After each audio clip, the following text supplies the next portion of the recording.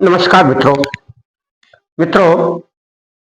जब हमारी एक शिष्या ने कर्ण पिशाचिनी यक्षिणी की सिद्धि की तो उसको क्या प्राप्त हुआ और वह क्या कहने लगी, इसके विषय में यह पूरी वीडियो आप देखते रहिए और हमेशा अपने ऊपर विश्वास करके ही कोई साधना करिए। उसे अपने ऊपर विश्वास था तब उसने उसे सिद्ध किया, तो वह सिद्ध तो हो गई और आगे उसने क्या क्या काम किया वह इस वीडियो में विस्तार से बताएंगे। और आप भी अगर कर्ण पिशाचिनी सिद्धि करते हैं तो इस वीडियो से ज्ञान लेकर ही करें। पहली बात तो यह है कि बिना गुरु के नहीं करना चाहिए। उन्होंने भी अपने गुरु से आज्ञा लेकर साधना की थी, तब अनायास ही उसने घर में शुरू की। घर में जैसे बताया गया उसे वैसे उसने शुरू की। तो 31 दिन की साधना उसने की थी।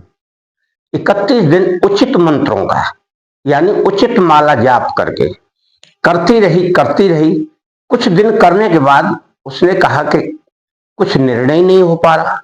उसने साधना पूरी करने के बाद सारी क्रिया पूरी कर ली, तब उसे उसका परिणाम प्राप्त हुआ और एहसास हुआ कि यह सिद्ध होकर कुछ कहने लगी। मित्रों, लास्ट में हवन अवश्य करना पड़ता है और आप भी करिए और गुरु के निर्देशन में करें तो बहुत ही उत्तम है। इस प्रकार से उनने करके सिद्धि वह आगे सोचने लगी कि अब ये बताएगी क्या, मुझे कैसे मुझे जानकारी देगी, यह वह सोचने लगी। तब आगे की क्रिया में उनके पास कोई व्यक्ति आया मिलने के लिए। तब उन्होंने मन ही मन उससे कहा कि यह व्यक्ति कौन है, क्यों आया है, क्या इसको चाहिए। तो उसके विषय में वह उसे कान में बताने लगी। यह हमारा विशंधर्मा चैनल है और जो पहली बार इसे देख रहा है वह घंटी बजाकर सब्सक्राइब करे और वीडियो पूरी देखेगा तो पूर्ण ज्ञान प्राप्त होगा। अधूरा ज्ञान हमेशा दुखदायी रहता है और कुछ प्राप्त भी नहीं होता उससे। इस कारण से आप कोई भी किसी की भी वीडियो देखें, मैं यह नहीं कहता कि मेरी देखें, उसे देखें पूरी और उसमें उसने क्या बताया है, कैसे बताया है, उसकी जानकारी आप उसे प्राप्त करें, फिर कोई क्रिया किसी के मार्गदर्शन में करें। क्योंकि अधिकांश लोग जल्दबाजी में मंत्र प्राप्त हुआ और शुरू कर देते हैं। ऐसा नहीं करना चाहिए, क्रिया पूरी करना चाहिए। इस प्रकार से आप सफलता प्राप्त कर सकते हैं। तो मित्रों, जब उसने उस व्यक्ति के विषय में जानकारी चाहिए तो वह उसके कान में बोलने लगी कि यह व्यक्ति इस कार्य से आया है और यह ऐसा है, ऐसा है, ऐसा है। तो वह बोलने लगी, बोलती रही। तो वह चुप नहीं होती है, यह उसकी एक विशेषता है। तो अब वो उसको बोल भी रही है कि बस ठीक है, अब नहीं बताओ। फिर थोड़ी देर चुप होने के बाद फिर बोलने लगती है। तो इस प्रकार से उस व्यक्ति को उसने किसी भी बहाने से बोला अब आप जाइए, जो भी बात करनी थी उससे बात कर ली। तो इस प्रकार की जानकारी उसे दी गई। फिर आगे उसने सोचा शिष्या ने कि ये और क्या क्या बताएगी। तो कई प्रकार से बहुत सारी बातें बताने लगी। कुछ बातें पुरानी बताती है, कुछ नई बताती है और कुछ झूठ भी बोल जाती है। क्योंकि उसका एक ही कारण है कि वह हमेशा बोलती रहेगी कान में और वह आवाज आपको ही सुनाई देगी जैसे आपने कोई फोन लगाया हो कान में। तो उस प्रकार से साधक सोचता है बंद क्यों नहीं होती है। तो फिर कुछ बात करने के बाद वह उसे कहती है अब बंद हो जाओ। फिर वह बंद होकर फिर स्वतः ही बोलने लगती है, जाने कहां कहां की बातें बताने लगती है। तो इस प्रकार से कुछ दिन जब करती रही, यह उसका मंत्र जाप भी करती रही, क्योंकि एक माला तो रोजाना करना है। तो जब कोई व्यक्ति एक माला उसका जाप करेगा तो उसके साथ तो उसे रहना ही है, क्योंकि आपने सिद्धि की है। जिसकी भी करें आप, एक माला करने से उसका सानिध्य रहता है, आपके आसपास रहती है। तो इस क्रिया को करते करते उसे और 10-20 दिन हो गए, तो उसे ऐसा महसूस हुआ कि यह तो किसी से बात ही नहीं करने देती है। साधक किसी से भी बात करे उससे पहले वो उसके बारे में बताना शुरू कर देती है। अब उसे बड़ी दिक्कत होने लगी, कह रहा है ये सामने वाले से तो बात ही नहीं करने देती है, पूछते उससे ही बता देती है ये।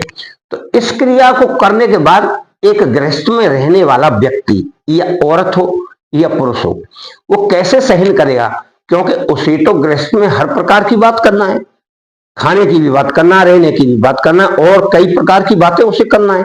तो जब वो बात करता है तो वो कान में बराबर बोलती रहती है। तो जब वो कान में बोलती है तो उस व्यक्ति को सामने वाले की, जिससे वह बात करना चाहता है, उसकी बात नहीं सुनाई पड़ती, ना समझ में आती है, क्योंकि वो बोलती तेज है जो आपको सुनाई पड़ती है। तो इस क्रिया से करते करते जब वह ऊब गई कि अरे ये तो बड़ा बेकार काम किया मैंने, क्योंकि मतलब से बोले तब तो ठीक है, पर अनायास ही बोलती रहे तो उसका सानिध्य का मतलब क्या हुआ? तो इस क्रिया को करके इतनी परेशान हो गई कि अब करूं तो क्या।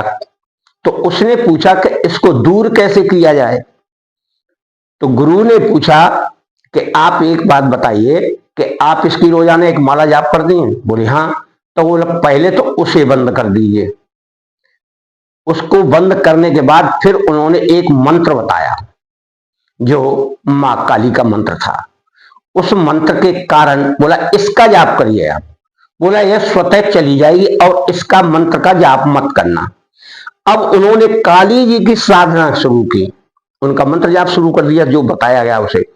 कुछ दिन बाद धीरे धीरे करके वह स्वयं ही उसका साथ छोड़ गई। तब जाकर उसे कुछ शांति प्राप्त हुई। इसका अनुभव उन्होंने हमें सुनाया था, क्योंकि हमारी शिष्या बाद में बनी, वो किसी दूसरे बाबा से जानकारी लेकर यह क्रिया की थी। उन्होंने पूरा विस्तार से हमको बहुत लंबी कहानी बताई थी, यहाँ कहानी हम शॉर्ट में बता रहे हैं। बोला इतना बेकार का लगा मुझे कि इस तरह की साधना हर व्यक्ति को नहीं करना चाहिए, क्योंकि लेना देना कुछ नहीं, झूठ बोले सही बोले, अच्छा रहे बुरा रहे, वो सब बताती है। तो उसका फायदा साधक को कैसे मिलेगा?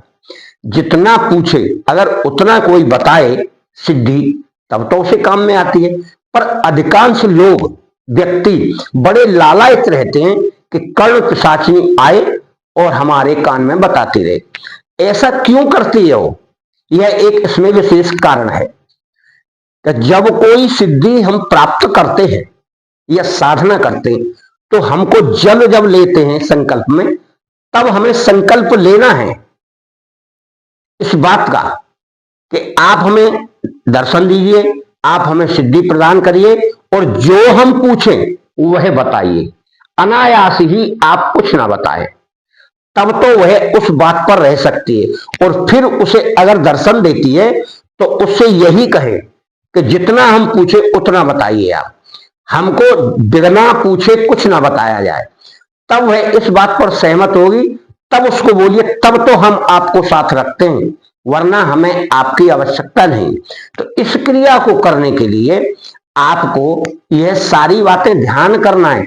बाकी पूजा पाठ की क्रिया तो वही सेम है, शांति भाव से शुद्धता से पूजन करें, और जो भी अगरबत्ती धूप बत्ती प्रसाद है वह चढ़ाएं, और फिर लास्ट में हवन करें।